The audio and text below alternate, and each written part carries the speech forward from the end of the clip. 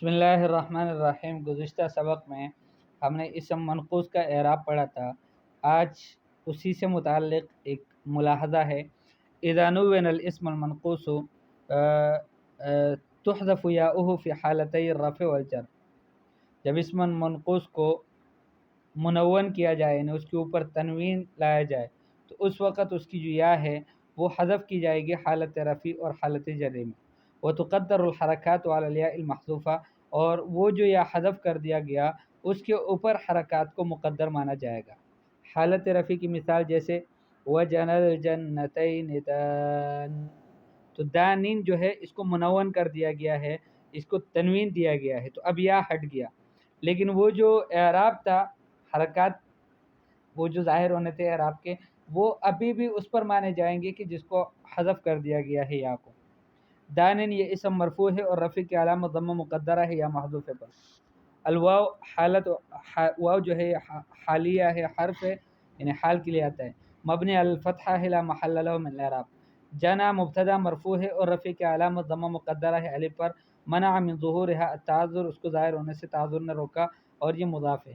الجنتین مضاف الیہ مجرور ہے اور جر کی علامت یا ہے اس لیے کہ یہ مثنیٰ ہے، تثنیہ ہے، اور نون یہ عوض ہے تنوین سے اسم مفرد میں۔ دانن یہ خبر ہے، مرفوع ہے اور رفع کی علامت جو ہے وہ ضمہ مقدرہ ہے یا محذوف پر، لأنہ اسم منقوص، اس لیے کہ اسم منقوص ہے، اور تنوین یہ عوض ہے اس یا محذوف سے۔ جملۃ جن الجنتین دانن عفوا جملہ اسمیہ ہے، محل نصب میں حال ہے۔ اچھا، حالت جر میں استمعت الی داع الی الحق، میں نے غور سے کان لگا کر سنا داعی الی الحق کو۔ داعین یہ اسم ہے، مجرور ہے اور جر کی علامت کسرہ مقدرہ ہے یا محذوف پر، اس لیے کہ اسم منقوص ہے۔ استمعت فعل ماضی مبنی علی السکون لاتصالی بتاء الفاعل متحرکہ، چونکہ یہ فاعل تھا فاعل متحرکہ کے ساتھ متصل ہے۔ تا الفاعل سے مراد متکلم کی تا ہے جو متحرک تا ہے، اور تا ضمیر متصل ہے، یہ مبنی علی الضم محل رفع میں فاعل ہے۔ الی حرف جر مبنی علی السکون لا محل له من الاعراب۔ داعین یہ اسم ہے، مجرور ہے الی حرف جر کی وجہ سے، اور جر کی علامت کسرہ مقدرہ ہے یا محذوف پر، لأنہ اسم منقوص، اس لیے کہ اسم منقوص ہے۔ والتنوین عوض عن الیاء المحذوفہ، تنوین جو ہے یہ عوض ہے یا محذوف سے، اور جار و مجرور دونوں متعلق ہے فعل استمتعت سے، عفوا استغفر اللہ، استمعت سے۔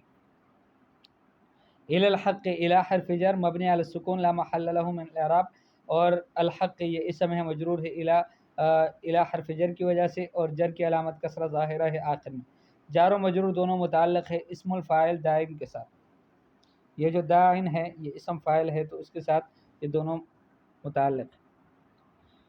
اچھا، وتثبت الیاء فی حالت النصب مطلقا، حالت نصب میں ہمیشہ مطلقاً کا معنی ہے کہ ہر حالت میں یا جو ہے وہ ثابت رہے گا اس وقت میں کہ جب وہ اس کو منون کیا جائے اسم منقوص کو، جیسے ربنا اننا سمعنا منادیا ینادی للایمان، تو منادیا یہ اسم منقوص ہے، منصوب ہے۔ اثبتت الیاء مع تنوین، یہاں پر یا جو ہے وہ ثابت باقی رہ گیا تنوین سمیت، تنوین بھی ہے پھر بھی یا حذف نہیں ہوا، حالانکہ حالت رفع اور حالت جری میں حذف ہوتا اور پھر وہ جو مقدر اعراب تھا وہ اسی یا محذوفے کے اوپر مانا جاتا۔ ربنا یہ منادا ہے، مضاف ہے لادات نداء محذوفۃ تقدیرہ یا منصوب، ٹھیک ہے، تو یہ جو ربنا ہے یہ مضاف منادا ہے اور یہ مضاف ہے اس ادات ندا کے لیے کہ جو محذوف ہے اور اس کی تقدیر ہے یا، ٹھیک ہے، تو ربنا یہ منصوب ہے اور نصب کی علامت فتحہ ظاہرہ ہے آخر میں، اور مضاف بھی ہے۔ نا ضمیر جو ہے متصل مبنی علی السکون محل جر میں مضاف الیہ۔